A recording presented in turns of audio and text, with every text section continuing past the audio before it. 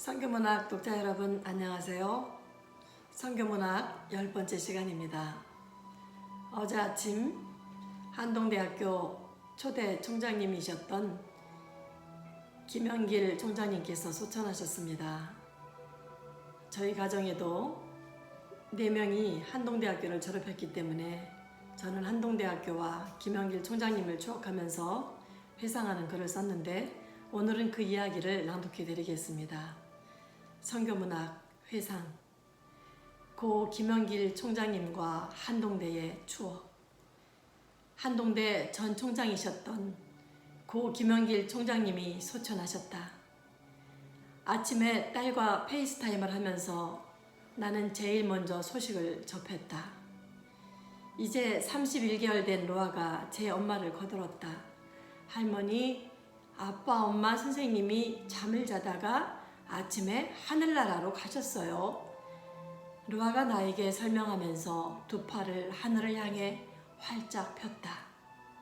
제 엄마가 로아가 알아듣기 쉽게 고 김영길 총장님이 소천하신 것을 이야기를 해준 모양이다. 우리 가족만 해도 가족 중에 4명이 한동대 출신이니 얼마나 우리 가족이 한동대와 밀접한지는 더 말할 필요가 없을 것이다. 한동대는 선교사인 나에게는 참 고마운 대학이다. 내가 한동대에 관심을 갖게 된 것은 선교지로 입국하기 바로 전해에 온누리교회에서 있었던 한동대학교 입학 설명회에 참석하면서부터였다. 그러니까 1996년 가을 어느 날이었던 것 같다. 당시 나는 온누리교회를 나가고 있었고 입학 설명회가 온누리교회에서 있었기 때문에 입학 설명회에 참석했지만 그냥 관심사로 참석한 것뿐이었다. 당시 중3, 중2, 초5인 나의 3남매는 아직 대학 갈 나이가 아니기도 했으니까 말이다.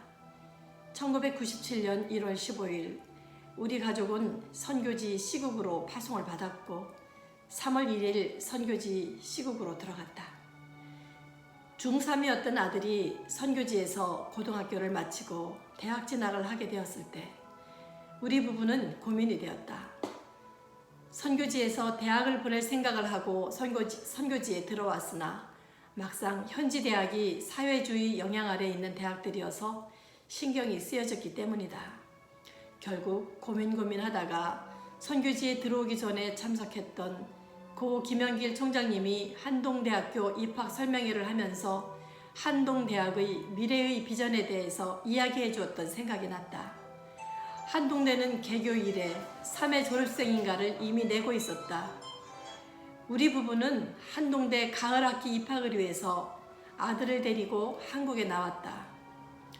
아들은 2000년 9월 가을 학기에 한동대 입학시험을 치루었고 합격하여 입학을 하였다. 마지가 한동대에 진학하니 연년생 둘째인 큰딸도 자연스럽게 한동대를 가게 되었다. 오빠 언니가 한동대에 들어가니 막내딸은 다른 대학은 아예 생각도 하지 않고 자신은 한동대만 가겠다고 하였다. 그렇게 하여 나의 3 자녀가 다 한동대 학생이 되었다. 선교지에 있던 우리 부부는 3남매가 한동대에 다니게 되어 다른 대학교에 보낸 것보다는 상당히 안심을 했었다. 왜냐하면 하나님의 대학이라는 닉네임을 갖고 있던 한동대학교는 이미 교육계에 주목을 받고 있었고 인선교육을 잘한다는 소문이 나면서 취직이 가장 잘 되는 대학 중에 하나이기도 했으며 무엇보다도 학생들이 신앙생활을 잘 하도록 도왔기 때문이다. 자녀들이 포항의 한동대학교에 다니고 있으니 자연히 나는 선교지에서 한국에 들어오면 한동대학교에 가곤 했다. 그래서 채플이며 기숙사며 식당이며 도서관이며 한동대의 구석구석을 다 가보았다. 종종 선교사 컨퍼런스도 한동대에서 열려서 또 한동대에 갈 기회가 있었다. 무엇보다도 한동대에서 나의 큰딸은 일생을 함께할 배우자를 만났다. 나의 사위 역시 한동대 출신인 것이다. 나는 또 한동대에 갔을 때 내가 경험한 추억을 더듬어 보고 싶다. 첫째, 한동대에 갔을 때 나는 한동대 학생들이 친절한데 놀랐다. 처음 보는 어른들에게 학생들은 먼저 다가와서 인사를 하고 무엇을 도와드릴까요? 라고 물었다. 처음에 나는 이 학생이 나를 알고 있나? 하고 생각했다. 그런데 알고 보니 그것은 바로 한동대학교의 인성교육에 의해서 학생들이 그렇게 친절하게 행동하고 있었던 것이다. 그리고 하늘과 바다와 산만 보이는 고즈넉한 한동대의 저녁 풍경은 또 독특했다. 저녁의 한동대는 와글와글 개구리 소리 같은 소음이 들리는데 이것은 다름 아닌 학생들이 그룹으로 모여서 통성으로 기도하는 소리였다. 처음 한동대학교에 와서 이런 것을 보게 된 사람들은 이곳이 신학교인가? 하고 착각을 할 정도였으니 말이다. 교수와 학생이 기도하는 학교가 바로 한동대학교였다. 나야 큰아들이 들려준 말에 의하면 아들은 마음이 공고해질 때마다 학교에 마련된 기도실에 들어가 기도했다고 한다.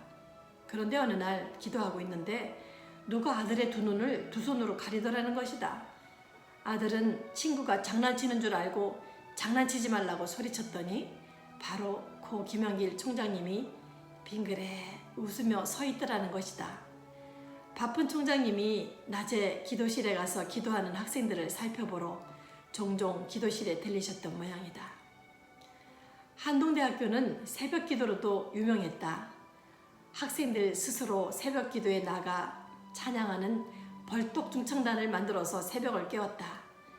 나의 막내딸이 이 벌떡 중창단의 부회장으로 봉사하기도 했다.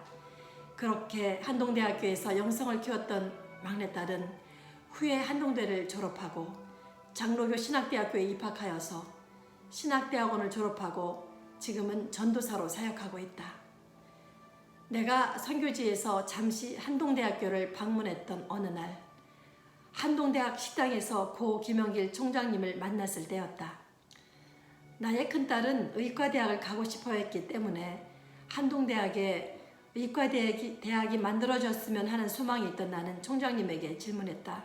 총장님, 한동대학교에 의과대학이 만들어졌으면 좋겠습니다. 했더니 고 김영길 총장님은 얘의 그 환한 웃음 띤 얼굴로 한 2년 후엔 만들어지지 않겠습니까? 하셨다. 하지만 정부에서 의과대학 신설 허가가 나오지 않아서 결국 한동대학교의 의과대학은 만들어지지 못했다. 그렇지만 한동대학은 고 김영길 장로님이 총장으로 있는 동안 장족의 발전을 하였다. 큰딸이 한동대학을 졸업했을 때 나는 졸업식에 참석했는데 고 김영길 총장님은 졸업생 한 명 한 명과 악수를 나누고 허그하면서 축하해 주었다. 이것은 고 김영길 총장님이 학생들 한 명 한 명을 얼마나 사랑하셨는지를 단적으로 보여주는 일면이다. 더 풍성하고 많은 한동대학교 이야기를 알고 있는 분들이 아마도 많을 것이다. 나는 단지 선교지에 있으면서 어쩌다 한국에 나왔을 때 방문했기 때문에 비교적 적은 한동대 경험을 나누고 있을 뿐이지만 말이다. 고 김영길 총장님의 81세 별세는 참 아쉽다. 90세, 100세가 된 사회적 명사들도 많은데 말이다. 과학자로서 편하게 살 수 있는 길을 버리고 신설 기독교 대학교 총장이 되어 많은 고난을 겪으신 고 김영길 총장님은 위대한 삶을 선택하신 분이다. 한동대학교의 이야기를 담은 책 갈대상자에 나오는 숱한 기적은 고 김영길 총장님의 모세와 같은 믿음으로 이루어진 일이다. 학교를 잘 운영하려다가 억울하게 감옥에 갇힌 고 김영길 총장님을 모두 기억하고 있을 것이다. 그러나 학생들이 수십 대의 관광버스를 나누어 타고 교도소로 찾아가 한동대학교와 제자들을 사랑한 총장님에게 스승의 노래와 함께 카네이션을 바친 한동대 학생들의 전무후무한 스승의 날 퍼포먼스, 한동대 학생들의 존경과 사랑을 감옥에서 한몸에 받았던 총장님으로 역사에 남는 유일한 분이 되었다. 무엇보다도 한동대학의 영향력은 복음의 능력이었다고 생각한다. 신앙 없이 한동대에 입학했던 많은 대학생들이 학년이 올라갈수록 그리스도인이 되고 졸업반이 되기 전에는 대부분 기독교인이 되었다는 이야기는 한동대가 왜 하나님의 대학인지를 알게 해준다. 고 김영길 총장님은 대한민국 교육계에 큰 영향을 끼친 분으로 역사 속에 길이 남을 분임을 나는 믿어 의심치 않는다. 위대한 예수 그리스도의 종의 삶을 살았던 큰 별은 졌다. 하지만 고 김영길 총장님의 사랑과 가르침을 받고 자란 한동의 작은 별들이 세상을 변화시킬 큰 별들이 되어 떠오를 것이다. 그분이 늘 외쳤던 세상을 변화시킬 사람들만이다. Why not change the world? 다니엘서 12장 3절 말씀. 지혜 있는 자는 궁창의 빛과 같이 빛날 것이요 많은 사람을 옳은 대로 돌아오게 한 자는 별과 같이 영원토록 빛나리라. 다니엘서 12장 3절 말씀. 선교문학 10번째 낭독을 마쳤습니다. 다음 11번째 시간에 다시 만나겠습니다. 여러분 안녕히 계세요.